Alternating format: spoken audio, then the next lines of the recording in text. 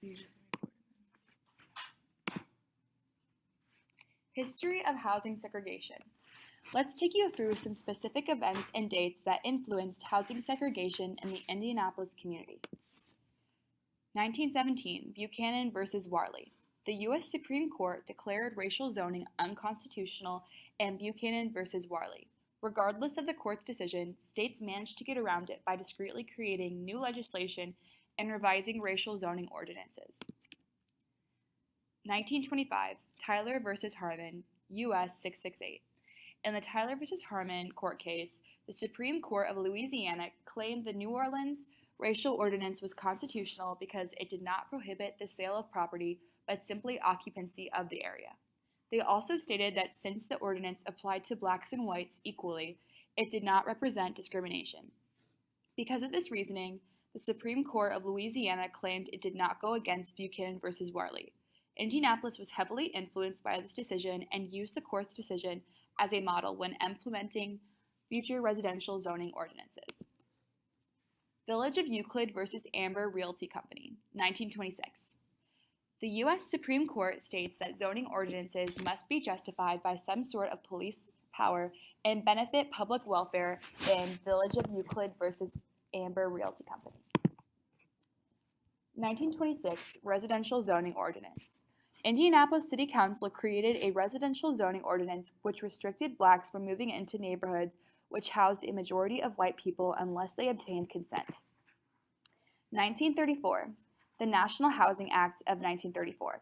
The National Housing Act of 1934 creates the Federal Housing Authority, and with this, an underwriting manual stating specifically that, quotes, if a neighborhood is to retain stability, it is necessary that properties shall continue to be occupied by the same social and racial classes.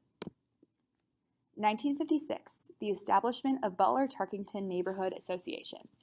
The Butler-Tarkington Neighborhood Association is created by a group of black and white families with a mission to, quote, help better communications among the residents while preventing intergroup conflicts.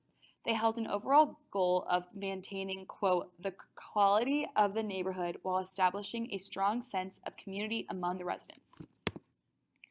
1964, the Civil Rights Act of 1964. This piece of legislation prohibited discrimination in employment based on race, gender, nationality, or religion, as well as called for the desegregation of all public areas.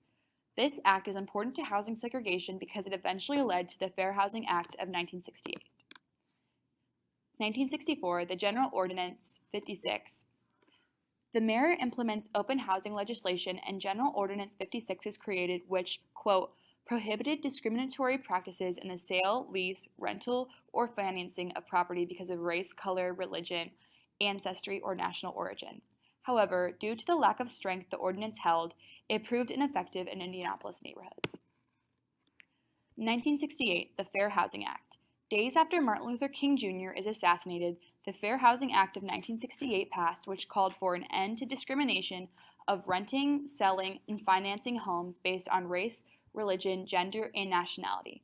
The Fair Housing Act was meant to add on to the Civil Rights Act of 1964, which was never fully enforced. However, the Fair Housing Act was not particularly successful at first either, as many states in the following years did not follow it.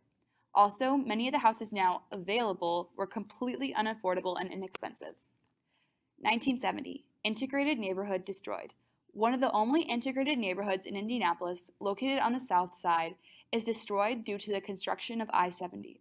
Throughout the 1940s, this neighborhood remained integrated in school districts and shops, something unheard of for the time.